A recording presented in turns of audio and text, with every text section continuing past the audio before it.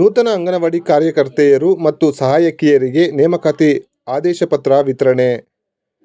ನೂತನವಾಗಿ ನೇಮಕವಾಗಿರುವ ಒಟ್ಟು 300 ಅಂಗನವಾಡಿ ಕಾರ್ಯಕರ್ತೆಯರು ಹಾಗೂ ಸಹಾಯಕಿಯರಿಗೂ ಪ್ರಾಮಾಣಿಕತೆಯಿಂದ ಕೆಲಸ ನಿರ್ವಹಿಸಬೇಕು ಎಂದು ಜಿಲ್ಲಾ ಉಸ್ತುವಾರಿ ಸಚಿವ BS ಸುರೇಶ್ ತಿಳಿಸಿದ್ದಾರೆ. ಜಿಲ್ಲಾಡಳಿತ, ಜಿಲ್ಲಾ ಪಂಚಾಯತ್ ಹಾಗೂ ಮಹಿಳಾ ಮತ್ತು ಮಕ್ಕಳ ಅಭಿವೃದ್ಧಿ ಇಲಾಖೆ ಸಂಯುಕ್ತಾಶ್ರಯದಲ್ಲಿ ನೂತನವಾಗಿ ಆಯ್ಕೆಯಾದ ಅಂಗನವಾಡಿ ಕಾರ್ಯಕರ್ತೆಯರು ಮತ್ತು ಸಹಾಯಕಿಯರಿಗೆ ಬುಧವಾರ ಮಧ್ಯಾಹ್ನ 12 ಗಂಟೆಯಲ್ಲಿ ನೇಮಕಾತಿ ಆದೇಶ ಪತ್ರ ವಿತರಿಸಿ ಮಾತನಾಡಿದ್ದಾರೆ. ಈ ಬಾರಿಯ ನೇಮಕಾತಿಯು ಯಾವುದೇ ರಾಜಕೀಯ ಒತ್ತಡ ಅಥವಾ ಪ್ರಭಾವಕ್ಕೆ ಒಳಗಾಗದೆ ಅತ್ಯಂತ ಪಾರದರ್ಶಕವಾಗಿ ನಡೆದಿದೆ ಎಂದು ತಿಳಿಸಿದ್ದಾರೆ. 2025-26ನೇ ಸಾಲಿನಲ್ಲಿ ನೂತನವಾಗಿ ಆಯ್ಕೆಯಾದಂಥ 59 ಅಂಗನವಾಡಿ ಕಾರ್ಯಕರ್ತೆಯರು, 226 ಅಂಗನವಾಡಿ ಸಹಾಯಕಿಯರ ನೇಮಕಾತಿ ಆದೇಶವನ್ನು ಇವತ್ತು ಕೊಡಲಿಕ್ಕೆ ಈ ವೇದಿಕೆಯನ್ನು ಹಮ್ಮಿಕೊಂಡಿದ್ದೀರಿ. ಈ ಒಂದು ಉದ್ಘಾಟನೆಗಾಗಿ ನಮ್ಮ ನೆಚ್ಚಿನ ಜಿಲ್ಲಾ ಉಸ್ತುವಾರಿ ಸಚಿವರಾದಂಥ BS ಸುರೇಶ್ ಸರ್ ಬಂದಿದ್ದಾರೆ. ಅವರಿಗೆ ನಿಮ್ಮೆಲ್ಲರ ಪರವಾಗಿ ಸ್ವಾಗತವನ್ನು ಕೋರ್ತಾ ಇದ್ದೀನಿ. ಕಾರ್ಯಕ್ರಮದ ಕಾರ್ಯದರ್ಶಿಗಳು, ರಾಜಕೀಯ ಕಾರ್ಯದರ್ಶಿಗಳಾದ ಬಂಗಾರಪಟ್ಟಿ ಮಾಲೂರು ಶಾಸಕ, ವಿಧಾನ ಪರಿಷತ್ ಸದಸ್ಯರಾದಂಥ ಹಿತೈಷಿಗಳಾದಂಥ ಅನಿಲ್ ಕುಮಾರ್, ಗ್ಯಾರಂಟಿ ಯೋಜನೆಗಳ ಅಧ್ಯಕ್ಷರ, ನಗರಾಭಿವೃದ್ಧಿ ಪ್ರಾಧಿಕಾರದ ಅಧ್ಯಕ್ಷರಾದ ನಮ್ಮ ಈ ಅಂಗನವಾಡಿ ಕಾರ್ಯಕರ್ತೆಯರ ಮತ್ತು ಸಹಾಯಕಿಯರ ಜಿಲ್ಲಾ ಅಧ್ಯಕ್ಷರಾದಂತಹ ಸನ್ಮಾನ್ಯ ಜಿಲ್ಲಾಧಿಕಾರಿಗಳಂತ ಡಾಕ್ಟರ್ MR ರವಿ ಸರ್ ಕೂಡ ಮತ್ತೆ ಪ್ರತ್ಯಕ್ಷವಾಗಿ ಈ ಕಾರ್ಯಕ್ರಮಕ್ಕೆ ಪ್ರತ್ಯಕ್ಷವಾಗಿ ಪರೋಕ್ಷವಾಗಿ ಬಂದಂತ ಎಲ್ಲರಿಗೂ ಕೂಡ ಸ್ವಾಗತವನ್ನು ಕೋರಿ ನಾನು ಸ್ವಾಗತವನ್ನು ನಮಸ್ಕಾರ.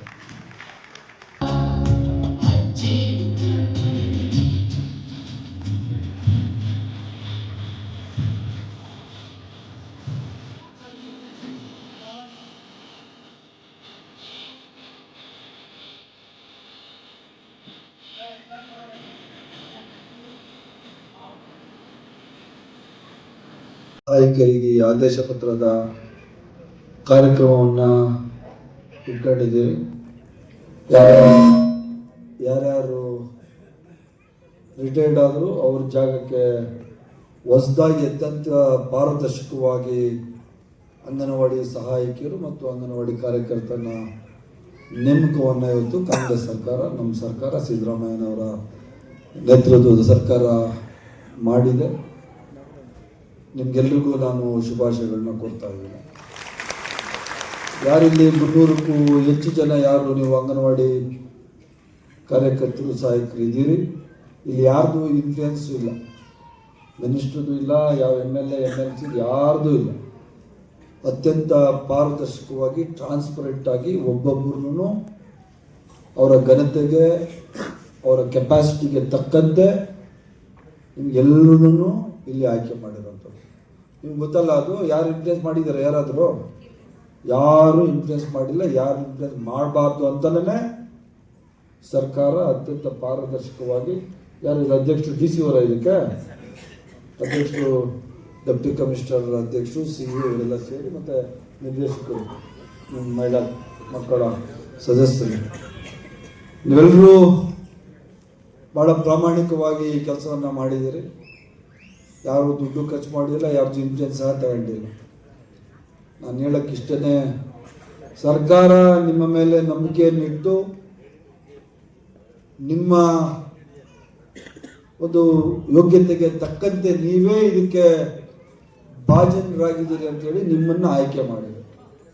ಯಾವ ಥರ ಸರ್ಕಾರ ನಿಮ್ಮ ಮೇಲೆ ನಂಬಿಕೆ ಇಟ್ಟು ಯಾವುದೇ ಒತ್ತಡಕ್ಕೆ ಮಾಡಿದೆ ನಿಮಗೆ ಆದೇಶಗಳನ್ನು ಕೊಟ್ಟಿದ್ದಾರೆ, ಸರ್ಕಾರದಲ್ಲಿ ನಿಮಗೆ ಕೆಲಸವನ್ನು ಕೊಟ್ಟಿದ್ದಾರೆ, ಅದೇ ಥರ ನಿಮ್ಮ ಸೇವೆಯನ್ನು ಸರ್ಕಾರ ಜನಸಾಮಾನ್ಯರಿಗೆ ಬಯಸ್ತದೆ. ನೀವು ಸಹ ಯಾವ ಥರ ಸರ್ಕಾರ ಅತ್ಯಂತ ಪ್ರಾಮಾಣಿಕವಾಗಿ ನಿಮಗೆ ಕೆಲಸವನ್ನು ಕೊಟ್ಟಿದೆ, ಅದೇ ಪ್ರಾಮಾಣಿಕತೆ ನೀವು ಎಲ್ಲೆಲ್ಲಿ ನೀವು ಕೆಲಸ ಮಾಡ್ತೀರಿ, ಮಕ್ಕಳಿಗೆ, ಗರ್ಭಿಣಿ ಸ್ತ್ರೀಯರಿಗೆ, ಬಾಣಂತಿಯರಿಗೆ, ಮಕ್ಕಳಿಗೆ ನೀವು ಅವರ ಸೇವೆಯನ್ನು ಮಾಡಬೇಕು. ಆದೇಶ ಪತ್ರ ತಗೊಂಡು ಮತ್ತೆ ನಿಮ್ಗೆ ಇಷ್ಟ ಬಂದಂಗೆಲ್ಲ ಮಾಡಂಗಿಲ್ಲ. ಅದರಿಂದ ನನ್ನ ಒಂದು ಸಲಹೆ ನಿಮಗೆ ಇಷ್ಟೇ, ಯಾವ ಥರ ಅತ್ಯಂತ ಪಾರದರ್ಶಕವಾಗಿ ಯಾವುದೇ ಒತ್ತಡಕ್ಕೆ ಮಣಿಯದೆ ನಿಮ್ಮನ್ನು ಕೆಲಸಕ್ಕೆ ತಗೊಂಡಿದ್ದಾರೆ, ಆ ಸರ್ಕಾರಕ್ಕೆ ನೀವು ಋಣಿಯಾಗಿರ್ಬೇಕು, ಆ ಜನಗಳಿಗೆ, ಸಾರ್ವಜನಿಕರಿಗೆ ನೀವು ಋಣಿಯಾಗಿರ್ಬೇಕು.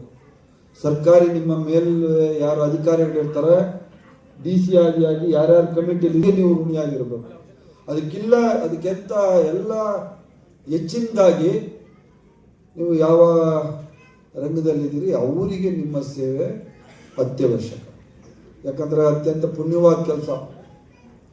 ಮಕ್ಕಳನ್ನು ಪಾಠ ಹೇಳ್ಕೊಡೋಂಥದ್ದು ಅಂಗನವಾಡಿ ಶಾಲೆಗಳಲ್ಲಿ, ಗರ್ಭಿಣಿಯರಿಗೆ, ಬಾಣಂತಿಯರಿಗೆ ಸರ್ಕಾರದಿಂದ ಏನು ಸವಲತ್ತುಗಳು ಬರ್ತದೆ ಆ ಸವಲತ್ತುಗಳು ಕೊಡುವಂಥ ಪುಣ್ಯವಾದ ಕೆಲಸವನ್ನು ಇವತ್ತು ನಿಮಗೆ ಸರ್ಕಾರ ವಹಿಸಿ ನೀವು ಅದನ್ನು ಭಾಳ ಪ್ರಾಮಾಣಿಕವಾಗಿ ಮಾಡ್ತೀರಿ ಅಂತ ನನ್ನ ನಂಬಿಕೆ. ಯಾಕಂದರೆ ಹೆಣ್ಮಕ್ಳು ಅಂದರೆ ಕ್ಷಮೆಯ ದರಿದ್ರಿ, ಹೆಣ್ಮಕ್ಳು ಅಂದರೆ ಸ್ವಲ್ಪ ಕರುಣೆ, ಪ್ರೀತಿ, ವಿಶ್ವಾಸ, ವಾತ್ಸಲ್ಯ ನಿಮಗೆಲ್ಲ ಇರ್ತದೆ ಅಂತಲೇ ಅಂಗನವಾಡಿ ಸಹಾಯಕರು ಅಂತ ಯಾರು ಇದ್ದಂಗಿಲ್ಲ ಇದಾರೆ. ಅವರು ಭಾಳ ಕಮ್ಮಿ ಅಲ್ಲಪ್ಪ. ರೇಷಿಯೋ ಎಷ್ಟು ಇಡೀ ಸ್ಟೇಟಲ್ಲಿ ಹೆಣ್ಮಕ್ಳು ಇದ್ರೆ ಗಂಡಸರು ಎಷ್ಟು ಇರ್ತಾರೆ? ಹಾಂ, ಎಲ್ಲ 100% ಹೆಣ್ಮಕ್ಳು ಅಂದರೆ ನಿಮ್ಮ ಕೆಪಾಸಿಟಿ ನೀವೆಲ್ಲ ಯೋಚನೆ ಮಾಡಬೇಕು. ಯಾಕಂದರೆ ಹೆಣ್ಮಕ್ಳು ಅಂದರೆ ಕರುಣೆ, ಪ್ರೀತಿ, ವಿಶ್ವಾಸ ಇವಕ್ಕೆಲ್ಲರೂ ನೀವು ಗಂಡಸರಿಗಿಂತ ಹೆಚ್ಚಿನ ಅರ್ಹರು ಅಂತ ಹೇಳ್ಬಿಟ್ಟು ಸರ್ಕಾರ ಈ ತೀರ್ಮಾನ ತಗೊಂಡಿದೆ. ಗಂಡಸರು ಸಹ ಮಾಡಿರೋ ಸರ್ಕಾರಿ ಕೆಲಸ ಕೊಟ್ಟರೆ ಯಾರು ಬೇಡ ಅಂತಾರೆ. ಆದರೆ ಹೆಣ್ಮಕ್ಳೇ ಇದಕ್ಕೆ ಸರಿ ಅಂತ ಹೇಳ್ಬಿಟ್ಟು ನಿಮಗೆ ಗಂಡಸರಿಗಿಂತ ಮೇಲೆ ಸ್ಥಾನವನ್ನು ಕೊಟ್ಟರು. ಆದ್ದರಿಂದ ನಾನು ಇಷ್ಟೇ ಹೇಳೋದು, ತಮಗೆ ಕೊಟ್ಟಂಥ ಜವಾಬ್ದಾರಿ, ತಮಗೆ ಕೊಟ್ಟಂಥ ಕರ್ತವ್ಯಗಳನ್ನು ಸರಿಯಾಗಿ ನಿರ್ವಹಣೆ ನೀವು ಮಾಡ್ತೀರಿ ಅಂತ ನಮಗೆಲ್ರಿಗೂ ನಂಬಿಕೆ ಇದೆ. ಮತ್ತು ಯಾರು ವಿಮುಖರಾಗಬಾರ್ದು. ನಿಮ್ಮ ಕೆಲಸಗಳಲ್ಲಿ ನೀವು ಕೊಟ್ಟಂಥ ಜವಾಬ್ದಾರಿಯನ್ನು ಅತ್ಯಂತ ಚೆನ್ನಾಗಿ ನೀವು ನಿರ್ವಹಿಸ್ತೀರಿ ಅಂತಲೇ ನಿಮಗೆ ಈ ಆದೇಶ ಪತ್ರಗಳನ್ನು ಕೊಟ್ಟಿರೋದು. ಯಾವತ್ತೂ ಅಂಗನವಾಡಿ ಕಾರ್ಯಕರ್ತರಿಗೆ, ಅಂಗನವಾಡಿ ಸಹಾಯಕರಿಗೆ ಸರ್ಕಾರ ಅವ್ರ ಜೊತೆಯಲ್ಲಿರ್ತದೆ. ಎಷ್ಟು ಸಂಬಳ ಮಾಡಿದ್ದೀರಿ ಯಾರಿಗೆ? ಇದು ಸಹಾಯಕರು 6,000 ಮತ್ತು 12,000 ಪರ್ಸೆಂಟ್ಸನ್ನು ಜಾಸ್ತಿ ಮಾಡ್ತಾ ಇರ್ತಾರೆ. ಅವಾಗ ಜಾಸ್ತಿ ಮಾಡ್ತಾನೆ ಇರ್ತಾರೆ. ಅಂದರೆ ಕೆಲಸ ಎಷ್ಟೊತ್ತಿಂದ ಎಷ್ಟೊತ್ತು ತನಕ ಇದೆ? 9ರಿಂದ 4 ಗಂಟೆ. ಆದ್ದರಿಂದ ಹೆಣ್ಮಕ್ಳು, ನೀವೆಲ್ಲ ಹೆಣ್ಮಕ್ಳು ಎಲ್ಲೆಲ್ಲ ಏರಿ ಸೇರಿದ್ದೀರಿ. ನಿಮ್ಗೆಲ್ರಿಗೂ ಒಳ್ಳೆಯದಾಗಲಿ. ನಿಮ್ಮ ಕೆಲಸಗಳಲ್ಲಿ ನೀವು ಪ್ರಾಮಾಣಿಕತೆಯನ್ನು ತೋರಿಸಿ ಅಂತ ನಾನು ಈ ಸಂದರ್ಭದಲ್ಲಿ ಹೇಳಿ, 300 ಜನಕ್ಕೂ ಆದೇಶ ಪತ್ರ ನಿಮ್ಮ ಇಲಾಖೆ ಕೊಡ್ತಾರೆ. ಸಾಂಕೇತಿಕವಾಗಿ ನಾನು 4-5 ಜನಕ್ಕೆ ಕೊಡ್ತೀನಿ. ಬೇರೆ ಭಾಳಷ್ಟು ಕಾರ್ಯಕ್ರಮಗಳಿದ್ದಾವೆ. KDP ಸಭೆ ಇದೆ, ಇನ್ನೂ ಹಲವಾರು ಸರ್ಕಾರಿ ಕಾರ್ಯಕ್ರಮಗಳು ಇರೋದ್ರಿಂದ ನಿಮಗೆಲ್ರಿಗೂ ಒಳ್ಳೆಯದಾಗಲಿ ಅಂತ ನಾನು ಬಯಸಿ, ಕಾಂಗ್ರೆಸ್ ಸರ್ಕಾರ, ಸಿದ್ದರಾಮಯ್ಯನವರ ನೇತೃತ್ವದ ಸರ್ಕಾರ ಇವತ್ತು ಇಡೀ ರಾಜ್ಯದಲ್ಲಿ ಹೆಣ್ಣು ಮಕ್ಕಳಿಗೆ ಸಹಾಯಗಳನ್ನು ಮಾಡ್ತಾರೆ. ಈಗ ನಾವು 5 ಮಹತ್ವಾಕಾಂಕ್ಷಿ ಯೋಜನೆಗಳು ಕೊಟ್ಟರಲ್ಲ, ಎಲ್ಲ ಹೆಣ್ಮಕ್ಳಿಗೇ ಫ್ರೀ. 2,000 ರೂಪಾಯಿ ಹೆಣ್ಮಕ್ಳು ಕೊಡೋದು. ಏನಮ್ಮ, ಹೆಣ್ಮಕ್ಳು ಎಲ್ಲ ಹೆಣ್ಮಕ್ಳು ಇಡೀ ರಾಜ್ಯದಲ್ಲಿ ಬಸ್ಸಲ್ಲಿ ಫ್ರೀಯಾಗಿ ಓಡಾಡೋದು. 5 kg ಅಕ್ಕಿ ಫ್ರೀ, 5 kg ಅಕ್ಕಿದು ದುಡ್ಡು, ಮತ್ತು ಕರೆಂಟು 200 ಯೂನಿಟ್. ಇನ್ನು ಇಲ್ಲಿ ಅಂಗನವಾಡಿ ಕಾರ್ಯಕರ್ತರು ನೀವಿದ್ದೀರಿ. ಎಷ್ಟು ಜನ ಇಲ್ಲಿ ಕರೆಂಟ್ ಬಿಲ್ ಕಟ್ತಾ ಇದ್ದೀರಿ? ಕೈ ಹತ್ರಮ್ಮ ಕಟ್ತಾ ಇದ್ದೀರಾ? ಯಾರಾದರೂ ಕಟ್ತಾ ಇದ್ದೀರಾ? ಏನು ಕರೆಕ್ಟಾಗಿ ಹೇಳ್ರಿ. ಯಾರು ಕಟ್ತಾ ಇಲ್ಲ. ಯಾಕೆ ಅಂದರೆ ನಿಮಗೆ ಒಂದು ತಿಂಗಳಿಗೆ 2,000-3,000 ಉಳಿಲಿ ಅಂತ ಹೇಳಿ ಸರ್ಕಾರ ಕೊಟ್ಟಿರೋಂಥ ಯೋಜನೆ. ಹೇಳಿದಂತೆ ನಡೆದಂತೆ ಹೇಳುವಂಥ ಸರ್ಕಾರ ಯಾವುದಾದ್ರೂ ಇದ್ದರೆ ಅದು ಕಾಂಗ್ರೆಸ್ ಸರ್ಕಾರ, ನಮ್ಮ ಮುಖ್ಯಮಂತ್ರಿ ಸಿದ್ದರಾಮಯ್ಯನವರು ಅಂತ ನೀವೆಲ್ಲರೂ ನೀವು ದಾಖ ಮಾಡ್ತಾರೆ. ಬೇರೆ ಬೇರೆ ಸರ್ಕಾರಗಳಲ್ಲಿ ಇನ್ಫ್ಲೂಯೆನ್ಸು, ದುಡ್ಡು, ಇನ್ನೊಂದು ಮತ್ತೊಂದು ನಡೆಯೋದು ಹೇಳ.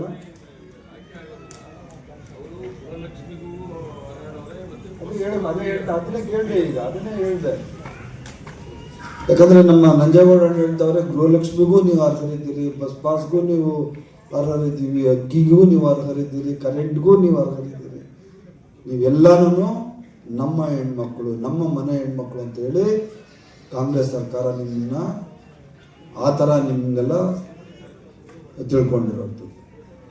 ಸಿದ್ದರಾಮಯ್ಯನವರು ಯಾವತ್ತೂ ಹೆಣ್ಮಗಳು ಆರ್ಥಿಕವಾಗಿ ಸಬಲಳಾಗ್ತಾಳೆ, ಆಗ ನಮ್ಮ ರಾಜ್ಯ, ನಮ್ಮ ದೇಶ ಮುಂದೆ ಹೋಗ್ತದೆ ಅಂತ ಹೇಳ್ಬಿಟ್ಟು ಈ ಕೆಲಸಗಳನ್ನೆಲ್ಲ ಮಾಡ್ತಾರೆ.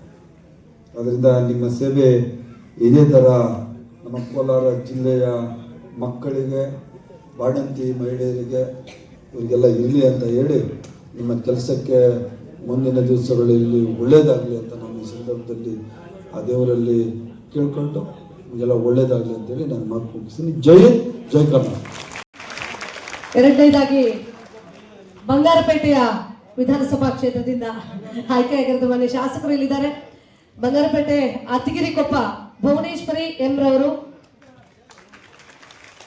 ಹಾಗೆ ಸಹಾಯಕಿಯಾಗಿ ಶೋಭಾ ಎಚ್ ವೈ ರವರು, ಹಳ್ಳಿ ಕಾವ್ಯ ಎಂ ರವರು ಅವರು ಸಹ ಬರಬೇಕು. ಕಾವ್ಯ ಅವರು, ಸುಪ್ರಿಯಾ ಅವರು ಅಂಗನವಾಡಿ ಸಹಾಯಕಿಯರಾಗಿ ಆಯ್ಕೆಯಾಗಿದ್ದಾರೆ. ಹಾಗೆ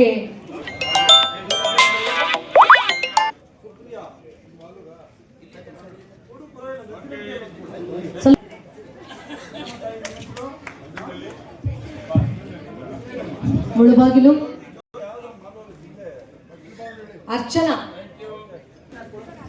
ಅರ್ಚನಾ ಅವರು ಮುಳುಬಾಗಿಲಿಂದ, ಮತ್ತು ಸಹಾಯಕಿಯಾಗಿ ಶ್ರೀನಿವಾಸ್ಪುರ ಸುಧಾ ಜೈನ್ ರವರು, ಶ್ರೀನಿವಾಸ್ಪುರ